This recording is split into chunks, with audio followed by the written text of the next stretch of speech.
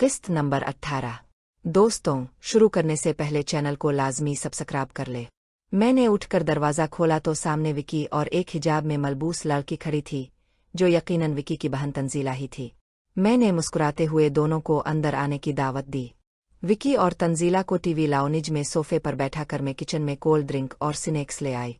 तंजीला अभी तक हिजाब में ही थी, जिससे मुझे अंदाज़ा हुआ कि वो काफ़ी पुराने ख्यालात की मालिक है। तारुफी कलिमात के बाद मैं उनके साथ मिलकर कोल्ड ड्रिंक पीने लगी और तंजीला के साथ घुलने मिलने की कोशिश करने लगी। कोल्ड ड्रिंक्स खत्म करने के बाद विकी प्लान के मुताबिक बोला, आंटी मेरा जिगरी हैदर नजर नहीं आ रहा। मैंने हंसते हुए कहा, तुम्हारा जिगरी नहा रहा है। विकी बोला, अच्छा चुल्लू में जरा एक जरूरी काम से बाहर जा रहा हूँ, तकरीबन 1 घंटा लग जाएगा। तब तक अब तंजीला से गुपशिप लगाओ। विकी की बात सुनकर तंजीला ने हिचकिचाते हुए पूछा, कैसा काम भाई, और मैं यहाँ अकेली क्या करूंगी? विकी हंसते हुए बोला, अकेली कहा हो, यहाँ शहनाज आंटी हैं तो। सही, तुम शहनाज आंटी के साथ गुपशिप लगाओ। मैं बस जल्दी से अपना काम निमटा कर आया। असल में मेरे एक दोस्त के प्लाट का इशू है और जिस ऑफिस में इसे काम है वहाँ इसकी वाकफियत नहीं है, और मेरा इस ऑफिस में एक जानने वाला काम करता है, इसलिए मेरा जाना जरूरी है। तुम बेफिक्र रहो, मैं काम होते ही वापस आ जाऊंगा। तंजीला को तसल्ली देते हुए विकी प्लान के मुताबिक वहां से निकल गया। तंजीला विकी के जाने के बाद थोड़ा हिचकिचाहट का मुजाहरा कर रही थी, तो इसे रिलैक्स करने के लिए मैंने 2-3 मिजाहिया चुटकुले सुनाए तो वो हंसते हंसते काफी नॉर्मल हो गई और इसने अपने चेहरे से निकाब भी हटा दिया। विकी की बहन तंजीला काफी परकशिश और तीखे नैन नक्श की मालिक थी। हिजाब में से ही देखकर मुझे अंदाजा हो रहा था कि इसके भाई विकी का यूं ही अपनी बहन पर दिल नहीं आया है। ऐसा वजूद देखकर इसके भाई का पागल होना तो बनता ही था। कोई 10-15 मिनट की गुफ्तगू के बाद तंजीला मेरे साथ काफी घुल मिल गई। मैंने तंजीला से कहा, विकी ने मुझे तुम्हारे बारे में बताया कि तुम मैथ में बहुत अच्छी हो।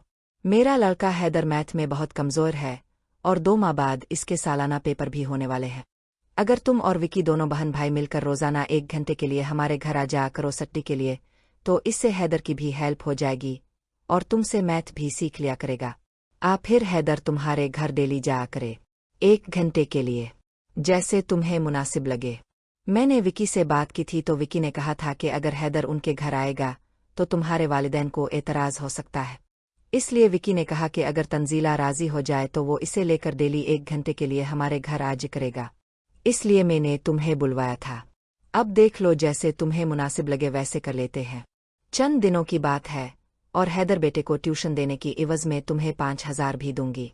मेरी बात सुनकर तंजीला बोली, आंटी बात पैसों की नहीं, असल में हमारे घर का माहौल ऐसा है कि अगर आपका बेटा हमारे घर ट्यूशन के लिए आएगा तो मेरे अबू एतराज करेंगे और वो काफी सख्त तबीयत के इंसान है, और अगर मैं और विकी आपके घर आते हैं तो इस पर भी उन्हें एतराज होगा। तंजीला की बात सुनकर मैंने मायूस सा चेहरा बनाते हुए कहा, अच्छा देख लो अगर कुछ हो सके तो, वरना मुझे तो लगता है हैदर इस बार मैथ की वजह से फेल हो जाएगा। मेरे चेहरे पर उदासी देखकर तंजीला कुछ देर खामोश रही, जैसे कुछ सोच रही हो। फिर बोली, आंटी अब परेशान ना हूं, मैं कुछ करती हूँ।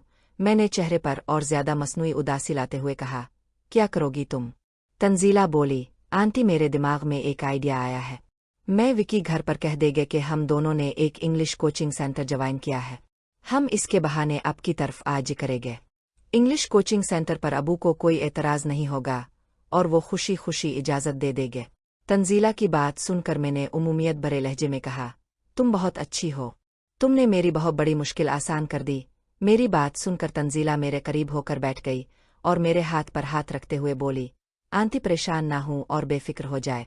मैं और विकी कल से ही रेगुलरली शाम को आपकी तरफ आज करेंगे।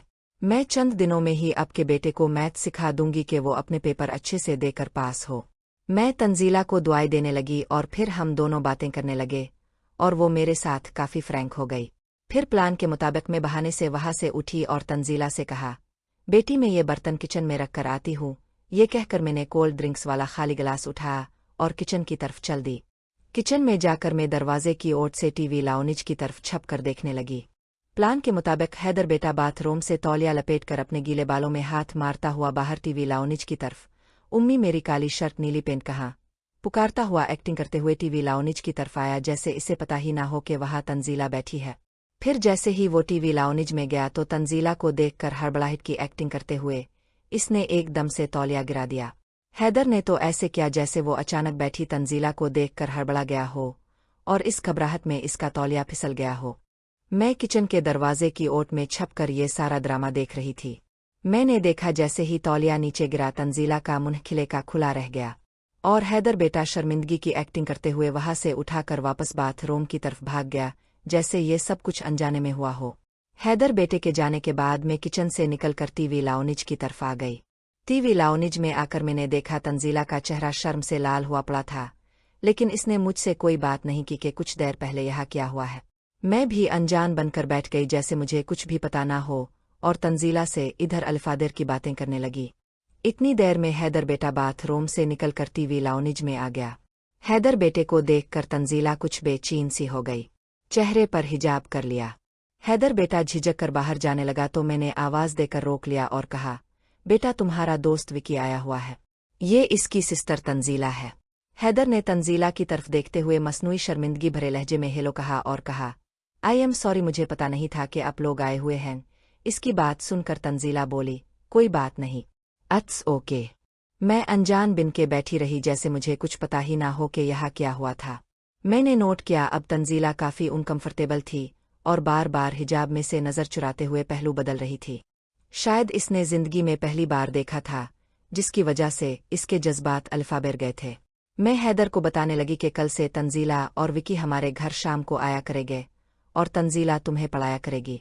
हमारी बातें सुनकर तंजीला बोली, भाई अभी तक नहीं आए, हम घर से लेट हो रहे हैं। मैंने हंसते हुए कहा, तुम इतनी टेंशन को लेती हो, इतना खुद को घट कर मत रखा करो, खुद को थोड़ा रिलैक्स करो।